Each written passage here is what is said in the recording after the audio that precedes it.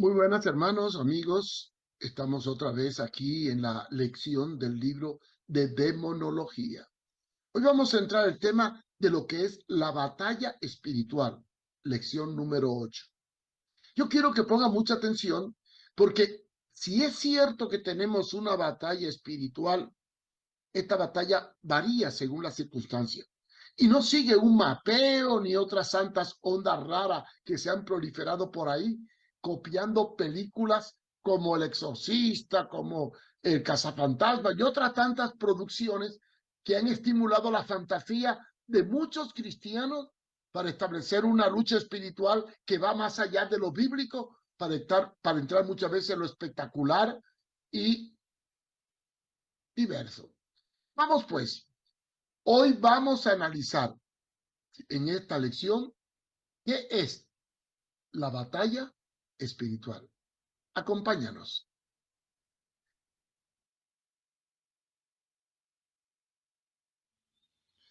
Vamos a analizar en este capítulo qué es la batalla espiritual. Así que tome nota y prepare papel y lápiz y también su Biblia. En la medida en que avanzan los tiempos y nos acercamos a la inminente venida de nuestro Señor Jesucristo, las operaciones diabólicas se extienden y se convierten cada vez más agresivas y poderosas. Esto lo dice la palabra en Apocalipsis 12:12. Leamos. Por lo cual alegraos cielos y los que moráis en ellos. Ay de los moradores de la tierra y del mar, porque el diablo ha descendido a vosotros con gran ira, sabiendo que él tiene poco tiempo. Así que hay fuerzas malignas operando, preparándose para ese gran día, en que se va a desencadenar la aflicción y la tribulación sobre la tierra, y sobre todos los habitantes del planeta, en donde el diablo con furor hará grandes milagros y prodigios para engañar a muchos. Pero él sabe que sus días están contados. Es por esa razón que en la actualidad se proliferan muchos estudiosos en el tema de la demonología, pero a la vez existen a nivel mundial un aumento alarmante del culto, programas, revistas, objetos y fenómenos esotéricos o de ocultismo. Y pregunto, ¿qué está pasando que todo lo satánico se ha puesto de moda, aún dentro de la misma iglesia evangélica? Como es un tema de actualidad, lo lógico es que hablemos de él, pues es un boom o un bestseller que está dominando en los medios, la obra de Satanás en diferentes aspectos, y todo respecto a lo mismo, de manera tal que todo lo que tiene que ver con ocultismo tiene un éxito de venta, y actualmente es uno de los temas más vendidos. Incluso dentro de la literatura cristiana, todo lo que hable de guerra espiritual y demonio tiene mucha demanda.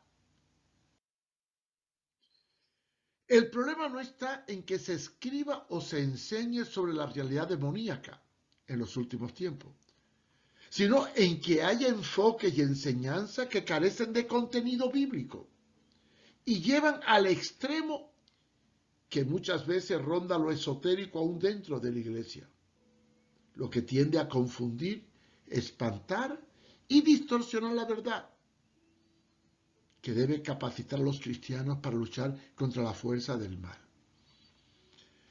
Los últimos bestsellers de la literatura evangélica son los temas sobre la llamada guerra espiritual. Este es un principio conocido y proclamado por muchas iglesias a través de los tiempos, principalmente en aquellos lugares en que han tenido que sufrir las persecuciones y opresiones de regímenes que son opuestos al Evangelio.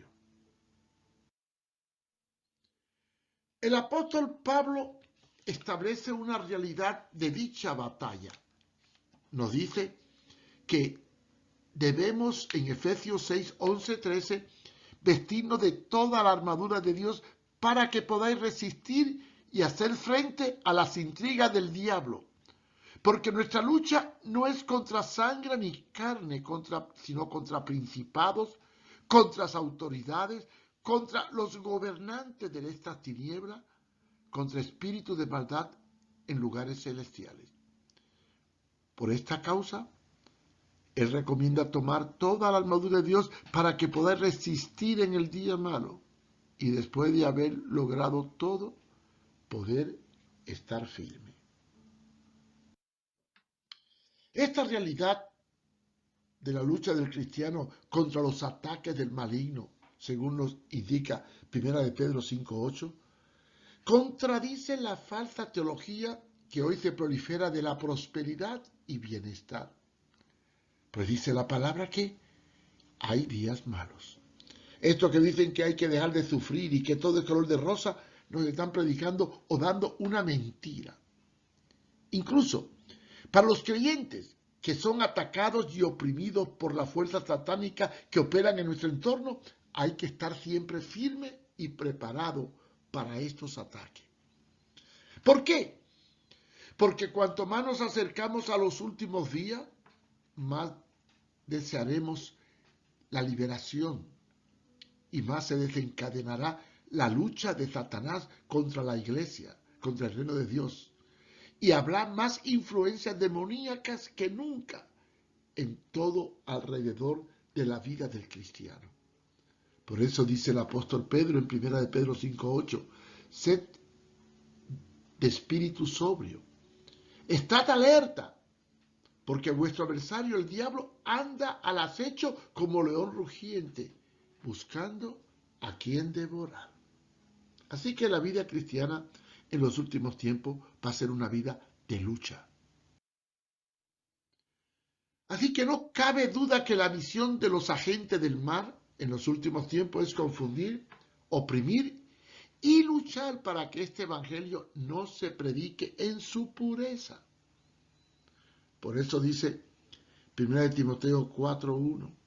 Pero el Espíritu dice claramente que en los últimos tiempos algunos se apartarán de la fe, prestando atención a espíritus engañosos y a doctrinas de demonios. Esto se llama la apostasía.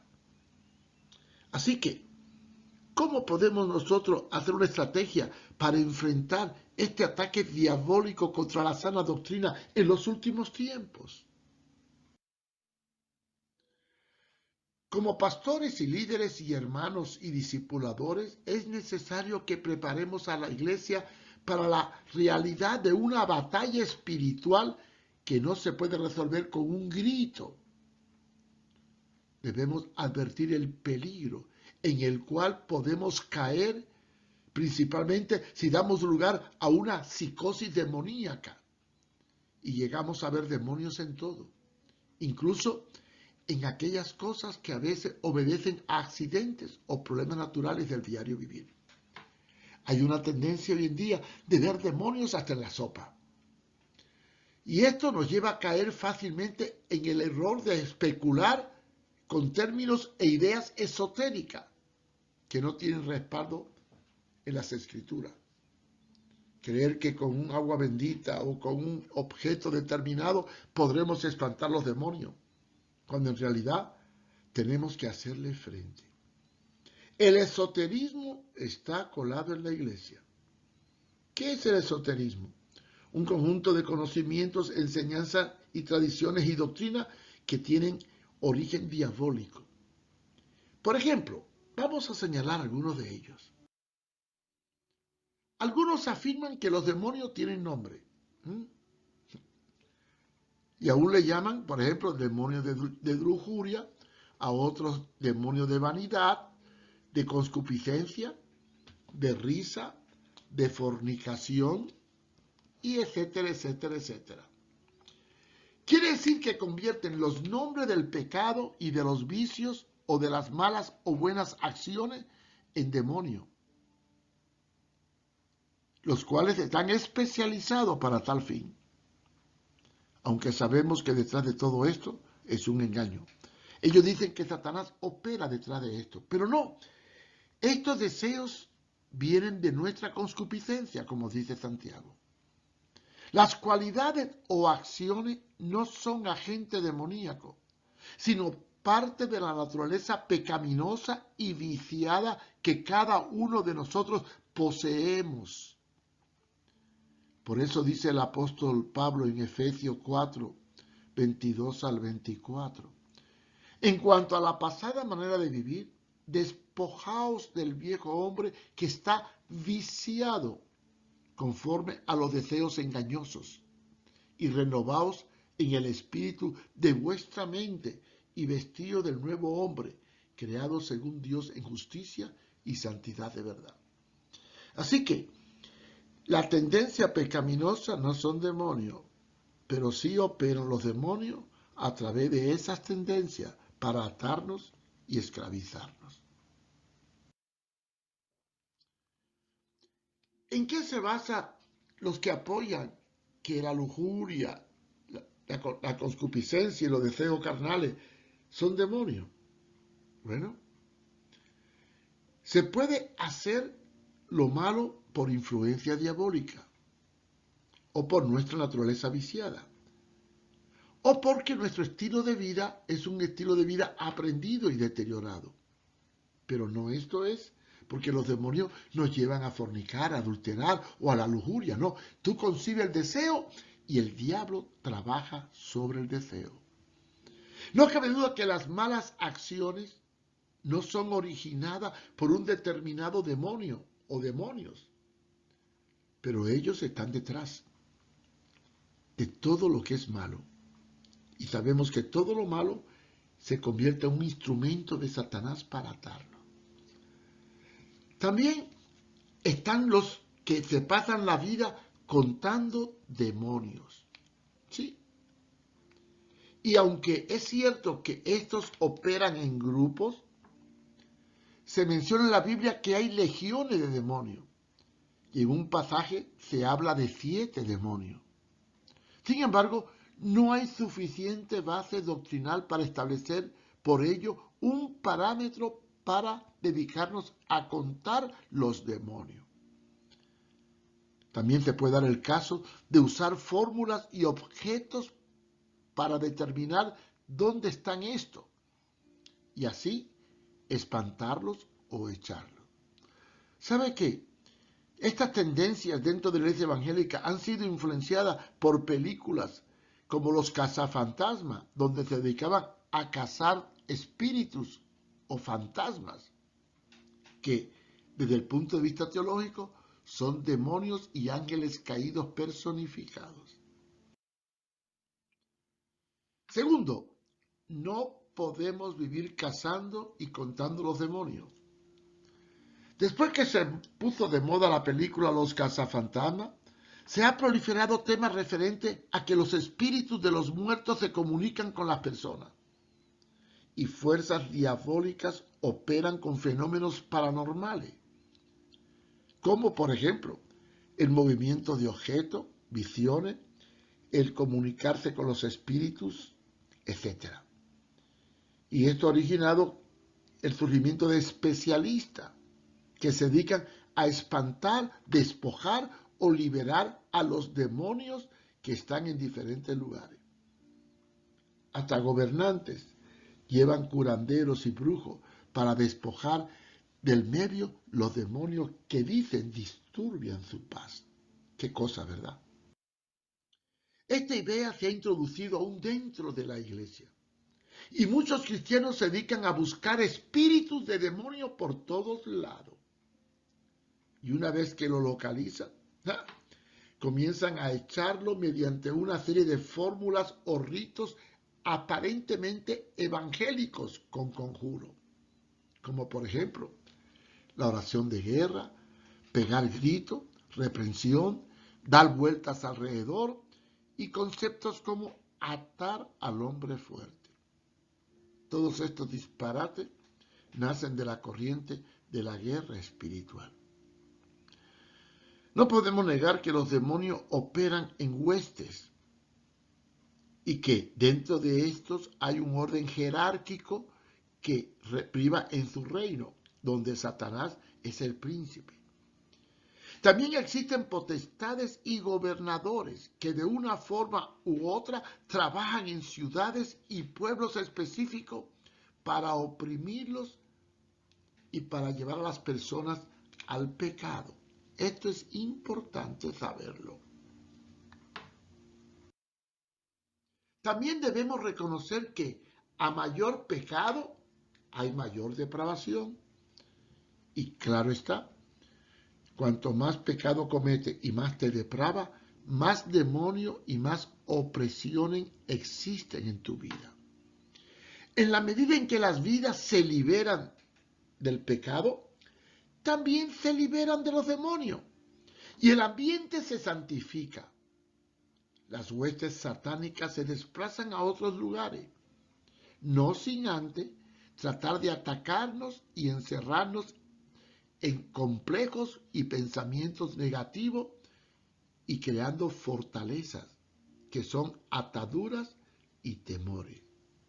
Pero es bueno recordarnos de la enseñanza de Pablo en 2 de Corintios 10:4, cuando dice que las armas de nuestras milicias no son carnales, sino poderosas en Dios para la destrucción de fortaleza. Además, hay muchas zorras pequeñas en las ciudades y países en donde los agentes de Satanás tienen más señorío.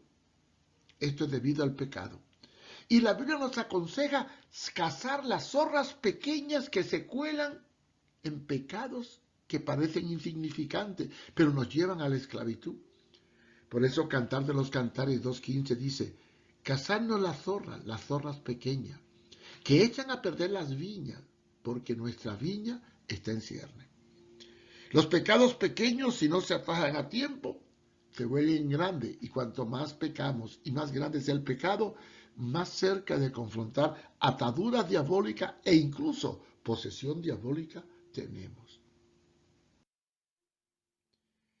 Existe el peligro de que nos preocupemos tanto en ir a esos lugares donde enseñan que hay que espantar demonios por medio de oración y reprensión, que olvidemos el predicar a Cristo para que por medio de la conversión el poder del maligno mengue en nuestras vidas y en ese lugar. Recordemos que si el Hijo os libertare, seréis verdaderamente libres.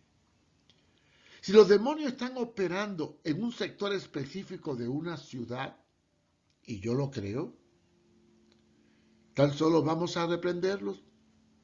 No. Tenemos que ir a ese campo a predicar, a combatir y a crear un refugio para los pecadores, que es una iglesia. ¿Qué es lo que estamos haciendo? ¿Qué hacemos con reprender demonios y revolver el avispero? Lo que tenemos es que traer al hombre al arrepentimiento para que sea liberado de los demonios en medio de ese ambiente hostil.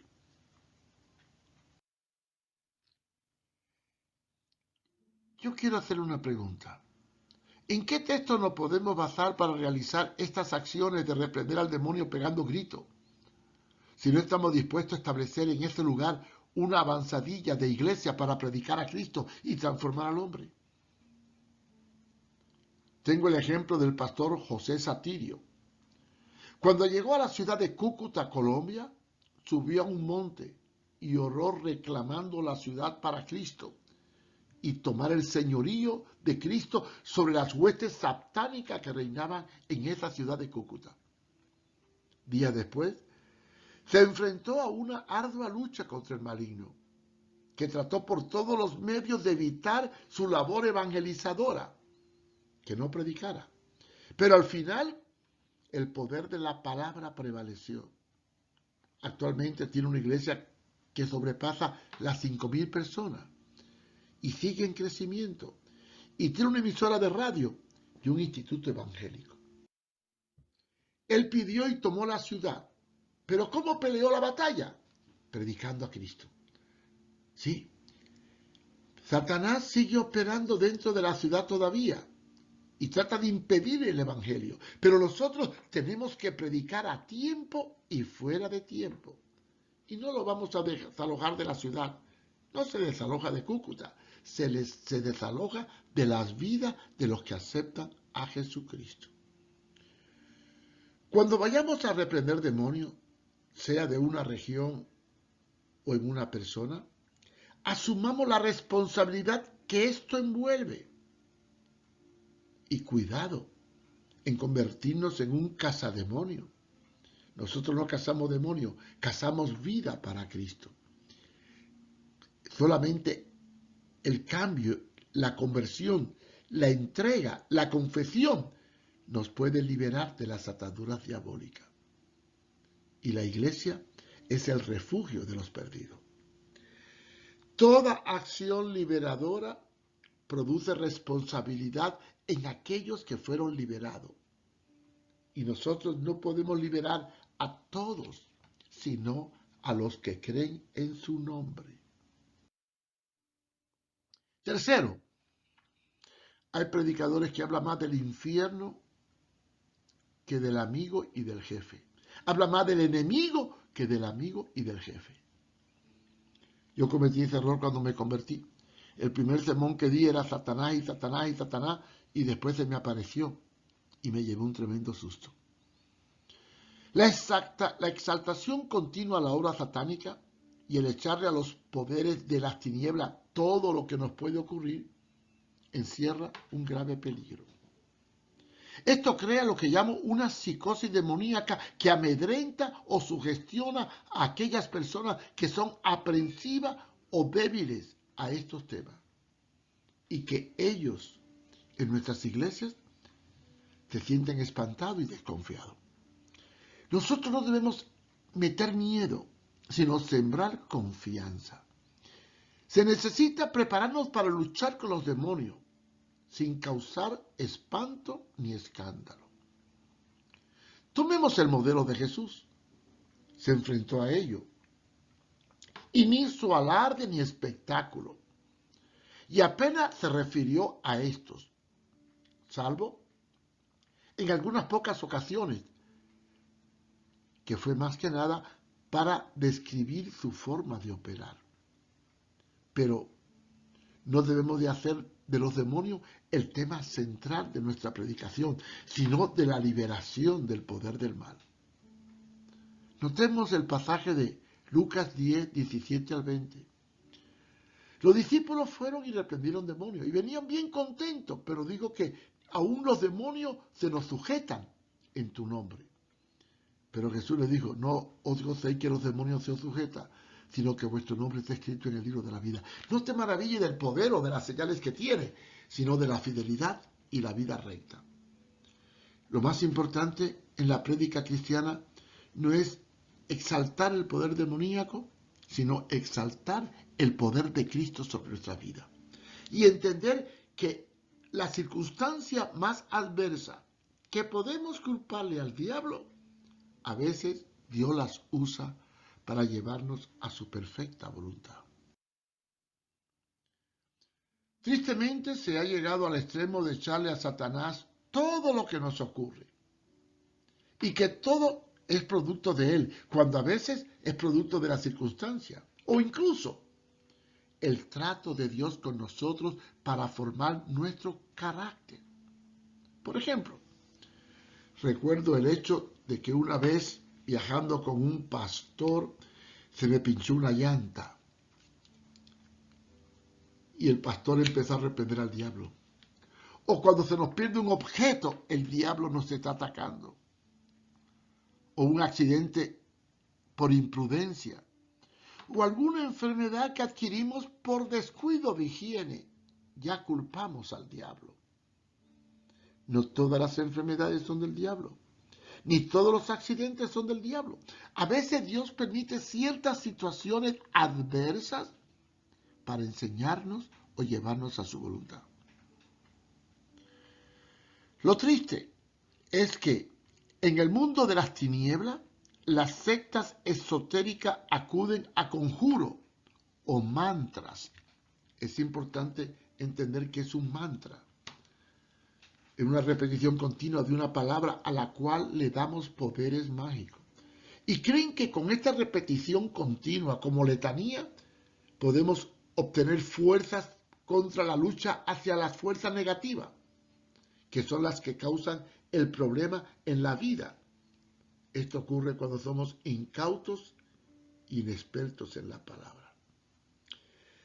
Dentro de algunas corrientes cristianas, esta idea de los mantras o la meditación trascendental o el uso de objetos fetichistas para espantar la mala suerte y los espíritus que nos molestan, se ha puesto de moda en muchas iglesias, como la Iglesia Universal del Reino de Dios, que siempre usa objetos como punto de contacto para recibir bendición. En otras dan agua bendita, o ponen una Biblia abierta para que tú le pongas una vela, o un determinado objeto, una rosa, un pañito, que tiene poderes mágicos, o ritos o ceremonias que te dan una unción especial, y una larga lista de etcétera, de acciones que no son bíblicas. Para no caer en estos errores, debemos proclamar a Jesús y a este crucificado, dejando que su presencia y su poder de alabanza expande toda fuerza maligna que nos asedia. Y usemos el tiempo para capacitar al pueblo de Dios en el conocimiento de las obras de la tiniebla, a fin de que pueda estar firme, preparado y armado con la verdad de la palabra para desmantelar la mentira del diablo y hacer frente a lo malo. Nosotros tenemos el poder de transformar con la palabra y la autoridad de reprender con la palabra, sin acudir a ritos mágicos, amuletos o fetiches. También he observado alguna mala interpretación sobre la realidad de las fuerzas del mal.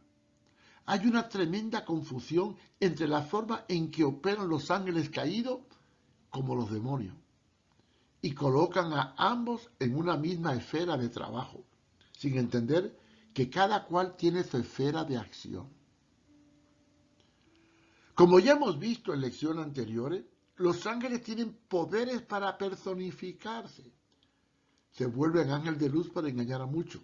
Son los santos y los muertos que se aparecen.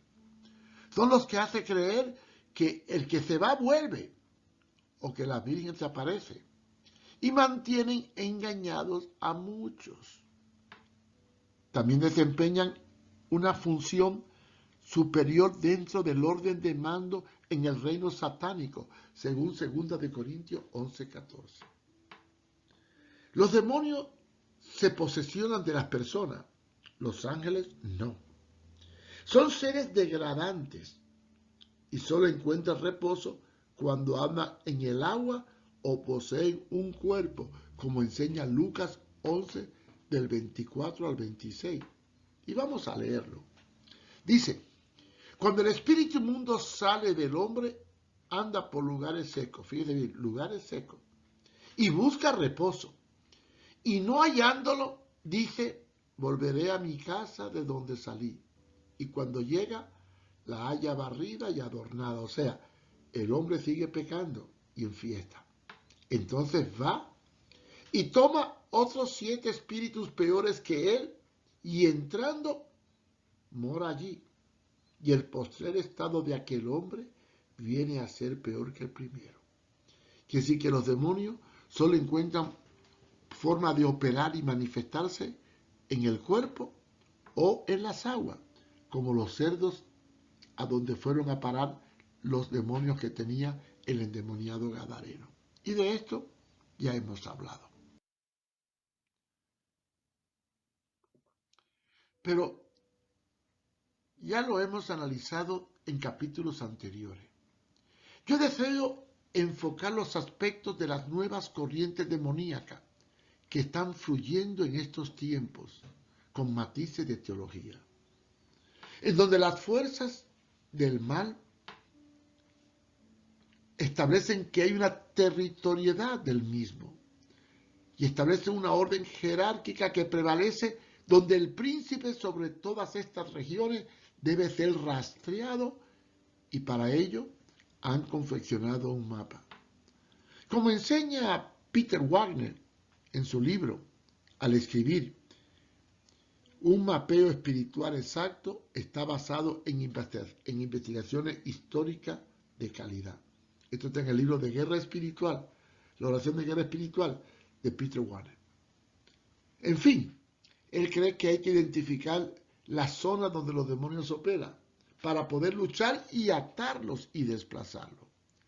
Ay, hermano, todas estas teorías sin fundamento teológico proceden de las novelas de ciencia ficción de Frank Peretti, las cuales han pasado de la ficción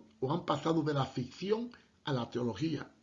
Pero bueno, este es un tema muy profundo que quiero analizarlo en otro capítulo. ¿Hasta dónde existe el mapeo, rastreo y qué logramos con todas estas ondas raras que establecen las enseñanzas de la guerra espiritual? Esto queda para la próxima lección. Pero miren, todas estas tendencias de fabricar teorías, identificar los demonios, ponerle nombre, rastrearlos, hacer un mapeo de su posesión, buscar objetos o fetiches que los espanten, todo esto entra al mundo del ocultismo. Solo hay dos verdades bíblicas. Una, resistid al diablo y huirá de vosotros. Y dos, cuando tenga que enfrentarte a un demonio, repréndelo con toda autoridad. Y no tiene que usar ningún objeto, solamente el nombre de Jesucristo. Gracias por esta enseñanza y no se pierda la próxima, que va a redondear sobre este tema un poco más profundo. También puede encontrar las enseñanzas en el canal Mario Fumero de YouTube, donde la estamos colocando después que se transmite. Muchas gracias por su compañía. Gracias por acompañarnos y esperamos que esta lección sea de bendición para su vida. Si quiere aprender más, visite mi página web www.contralapostasía.com o también cualquier pregunta o sugerencia, escriba a mi correo marioeduardofumero@gmail.com. Dios les bendiga.